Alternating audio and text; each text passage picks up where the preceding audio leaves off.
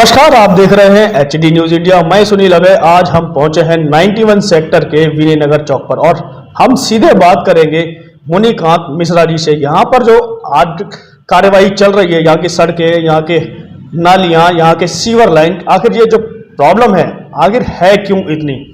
मुनिकांत शर्मा जी, आपका स्वागत है हमारे चैनल पर।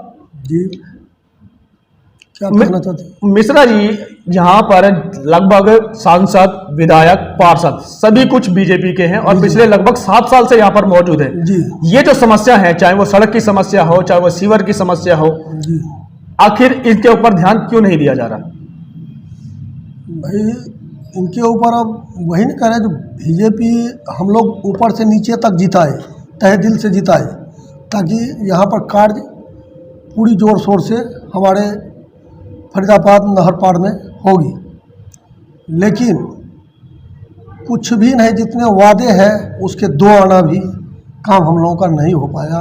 अभी तक न कोई रोड सही ढंग से बनाए, न सीवर लाइन आया है, न पानी कनेक्शन, न गैस, न लाइट, कुछ भी नहीं इधर सही ढंग से आ रहा है।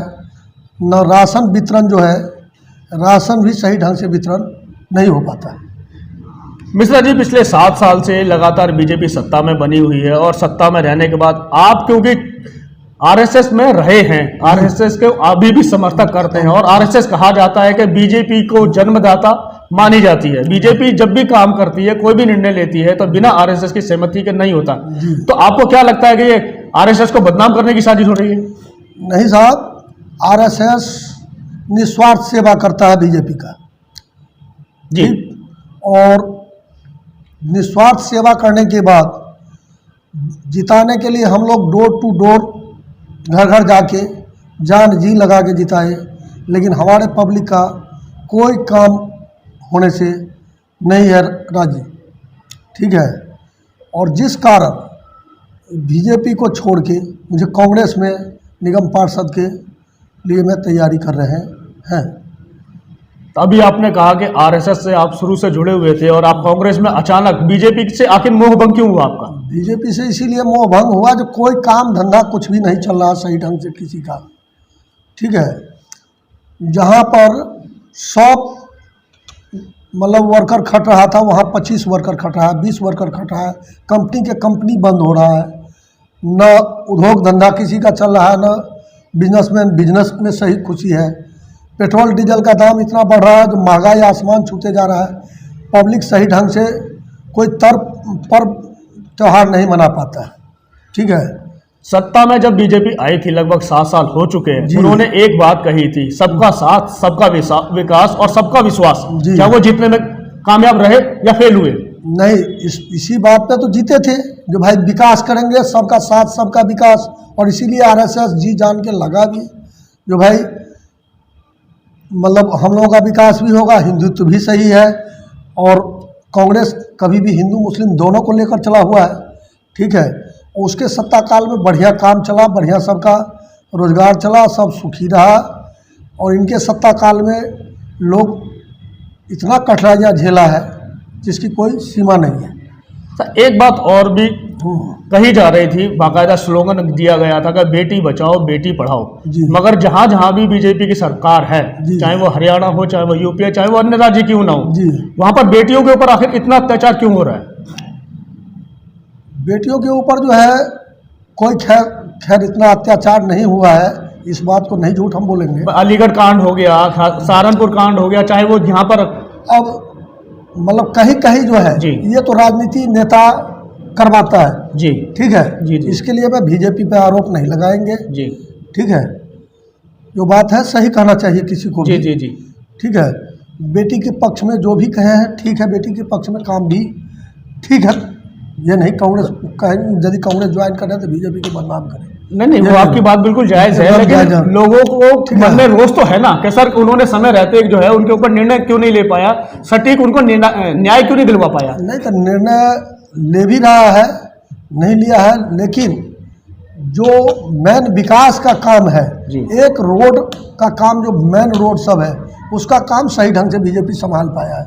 लेकिन कॉलोनी वासी गली इस सब का जो है कहीं भी आप फरीदाबाद हरियाणा में तो बिल्कुल हमारा मंत्री जी भी बोलते ही नहीं कुछ है। ठीक है, आप जीएसटी को किस नजरिए से देखते हैं?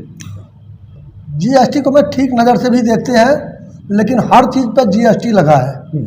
मान लीजिए डीजल और पेट्रोल पर क्यों नहीं जीएसटी लगा, शराब पर क्यों नहीं जीएसटी लगा, जिसमें कमाई है सरकार का उस पर भी जीएसटी लगावे, उस पर भी जो है एक सीमा निर्धारण करे। सब जगह का एक रूल रहना चाहिए, बिहार में कुछ, यूपी में कुछ, हरियाणा में कुछ, दिल्ली में कुछ, रेट कहीं भी एक बराबर नहीं है। तो आपको लगता नहीं है कि गरीबों के लिए अलग रेट्स और अमीरों के लिए अलग रेट्स, इसमें कोई डिफरेंस रखा गया है?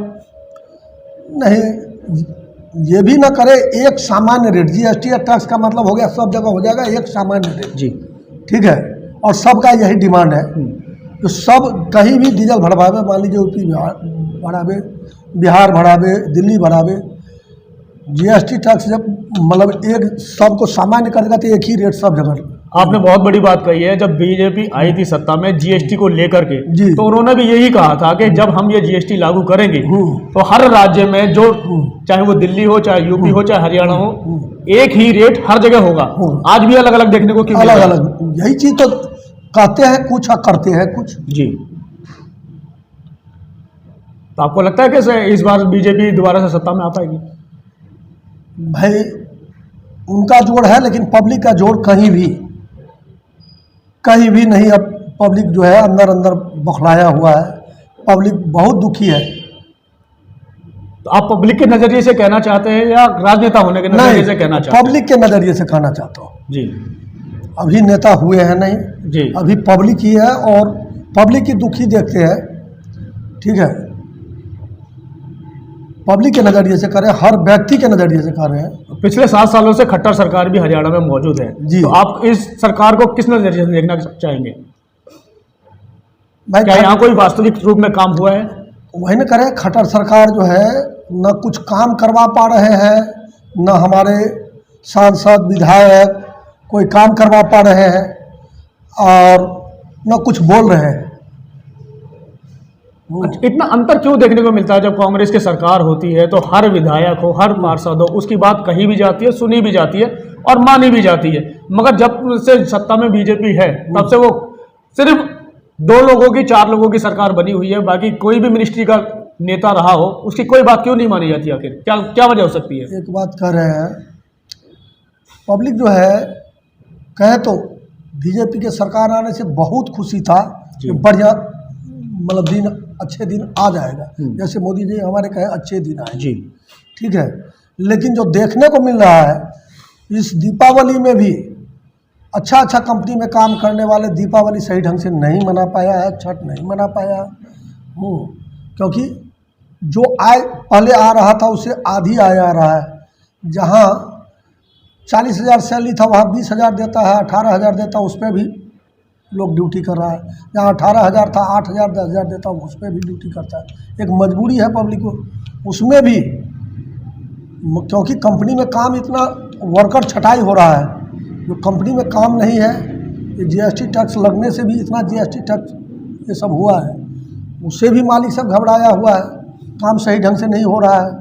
जो कांग्रेस के ज़माने में चल रहा था ये जीएसटी टैक्स तो कांग्रेस को भी मालूम था, इतना दिन सरकार चलाया उसको भी सब कुछ मालूम था, लेकिन लागू नहीं सब जगह कर रहा था। इसलिए जो इंडिया की स्थिति ऐसी नहीं है जो सब पे हम टैक्स लगा देंगे तो सब काम हो चलेगा। सर आपने एक बहुत बड़ी बात कर दी है अभी कि जिस तरीके से रोजगार कम हुए हैं, घटे हैं, और यहाँ तक कि सैलरी भी लोगों की कटी है, तो प्राइवेटाइजेशन की तरफ जिस तरीके से सरकार ये बीजेपी बढ़ी है, इस आप को सही मानते हैं गलत?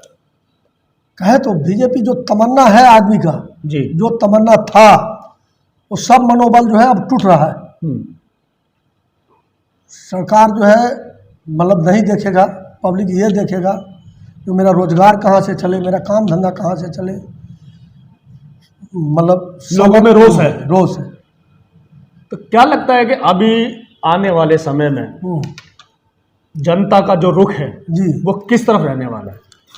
जनता का जो रुख है इसमें मेरा व्यक्तिगत विचार पूछिए तो जो अच्छे पढ़ा लिखा जनता है वो भी जो है यह सब देख के सब गुम है कि हो क्या रहा है हम लोगों के साथ में।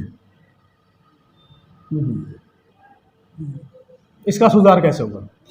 इसका सुधार वही होगा जो सरकार जब बदलाएगा, सरकार में बदल आएगा, उसके बाद ही वो सरकार फिर दोबारा यदि ऐसे ही चलते रह गया तो दोबारा पलटी मारेगा फिर कांग्रेस भी। सर, आपको लगता नहीं है कि आप खुद बीजेपी में रहे हैं, आरएसएस में रहे हैं और यहाँ पर तमाम नेता जो है बीजेपी के हैं, चाहे पार्षद सांसद, फिर से वही सवाल मैं इसलिए दोहरा रहा हूँ, इतना सब कुछ होने के बावजूद इस क्षेत्र का आखिर विकास क्यों नहीं हो पाया?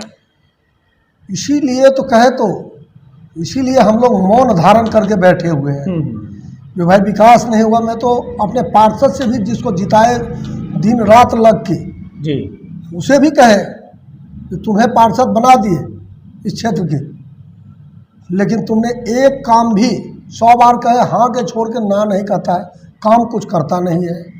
तो कहे भाई तुम भी खड़े हो रहे हो, मैं भी खड़े हो रहे हैं, तुम जिस पार्टी से ठीक उसके एंटी पार्टी से मैं खड़ा हूँ।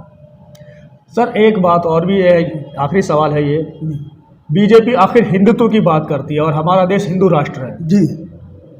क्या आपको लगता है कि हिंदुत्व के बल पर जिस तरीके से सरकार अभी तक रही है, अब ये मुद्दा कामयाब होने वाला है या चलेगा? एक बात कहते हैं, यही हिंदू मुस्लिम से पेट तो आदमी को भरेगा नहीं जी, है कि नहीं? काम रोजगार से पेट भरेगा जी। जब खाने को ही नहीं रहेगा तो हिंदू मुस्लिम करके क्या होगा जी, है कि नहीं? जी। और सरकार ये नहीं कि मुसलमान को नहीं देख रहे हैं, मोहम्मद मुस्लिम को नहीं देख रहा सबको सामान्य नज़र से। ठीक है, एक राजनीति है वोट बैंक जी, जो भाई हिंदू राष्ट्र, हिंदू के लिए ये या मुसलमान के लिए, जी, जी, जी। और इसी पे हमारे पब्लिक जो है भड़कता है, बट रही है कि नहीं? जी। तो अब आप जिस तरीके से मन बना लिया आपने कि कांग्रेस से चुनाव लड़ने वाले हैं, जी। तो आपके जो मुद्दे हैं जी, यहाँ के जो स्थानीय निवासी हैं जी। उनके लिए आप 5 मुख्य कार्य क्या क्या करने वाले हैं अगर आप जीतते हैं तो? देखिए, एक तो जितना भी मेरे मन में है उस मुताबिक यदि फंड मिला जी, ठीक है, तो जो फंड आएगा उसमें से मुझे 2 रुपये की लालच नहीं है, ठीक है, सारी फंड वही सीवर लाइन, रोड, बिजली, जहाँ भी विकास होगा, विकास का कार्य जिससे पब्लिक हमारा खुश रहे, वो सब काम में मैं लगा दूँगा। तो ये थे हमारे साथ मोनीकांत मिश्रा जी। इन्होंने साफ साफ शब्दों में कह दिया है कि पिछले साल से लगातार बीजेपी यहाँ सत्ता में है, चाहे वो सांसद हो, चाहे वो पार्षद हो, चाहे वो विधायक हो, सभी एकजुट होकर के एक साथ जिस मुद्दे पर आए थे कि हिंदुत्व को बचाएंगे और विकास के वो कार्य जो तमाम पिछले 70 सालों में कांग्रेस ने नहीं किए थे उनको पूरा करेंगे। मगर यहां देखने को उलट मिल रहा है। मोनीकांत मिश्रा जी का साफ साफ कहना है कि वो खुद भी आरएसएस से रहे हैं और लगातार उन्होंने बीजेपी को सपोर्ट किया है। उसके बावजूद अब जो जनता का मूड है, जिस वादों को वो लेकर के आई थी, चाहे वो जीएसटी का मामला हो, पेट्रोल का मामला हो, चाहे वो प्राइवेटाइजेशन का मामला हो, किसी भी मामले में खरे नहीं उतरे। इसी कारण से इनका मन बदला और अब वो वापस कांग्रेस की ओर जाने के लिए तैयार है। इनका मानना है कि अगर कांग्रेस हमारा समर्थन करती है या हमारे साथ आने की कोशिश करती है तो कांग्रेस का मूड दोबारा से वापस जनता जो है कांग्रेस को वोट देना चाहती है। कारण क्योंकि वहां समानता की बात की जाती है, रोजगार की बात की जाती है, शिक्षा की बात की जाती है। यही सब सोच करके मोनीकांत मिश्रा जी जो है अब वापस कांग्रेस की ओर रुख करने जा रहे हैं और उन्होंने साफ साफ शब्दों में कहा है कि अगर जनता अपना भला चाहती है तो रुख चेंज करे, अपने आप को बदले करेगा। इसी के साथ मैं Sunil away, HD news India.